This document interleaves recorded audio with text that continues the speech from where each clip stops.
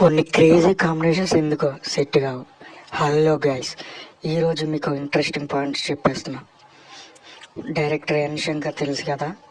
Encounter, Sriramulayya లాంటి విప్లవాత్మక సినిమాలు తీసిన డైరెక్టర్. పవన్ కళ్యాణ్తో కూడా ఒక సినిమా చేయాలనుకున్నారు, కానీ అది వర్కౌట్ కాలేదు.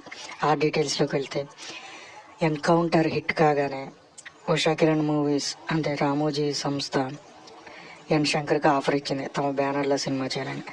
శంకర్ కూడా దానికి ఓకే చెప్పారు, కానీ డిలే అవుతూ వచ్చింది. మధ్యలో శ్రీరాములు చేశారు. మళ్ళీ ఉషా కిరణ్ మూవీస్ పిలిచి మాకు కథ కావాలని చెప్పగా ఈయన చెప్పిన కథ వాళ్ళకి నచ్చింది. మరి హీరోగా ఎవరు అనుకుంటున్నారంటే పవన్ కళ్యాణ్ అన్నారు. పవన్ కళ్యాణ్కి కూడా కథ వినిపించారు, ఓకే అన్నారు, కానీ అది మెటీరియలైజ్ అవ్వలేదు. ఇలాంటి ఎన్నో అనుకున్న ప్రాజెక్టులు ఆగిపోయినాయి. టాలీవుడ్లో చాలా ఉన్నాయి. అలాంటి ఇంట్రెస్టింగ్ అప్డేట్స్ కోసం మన ఛానల్ లైక్ చేసుకుని ఫాలో చేయండి. Thank you so much.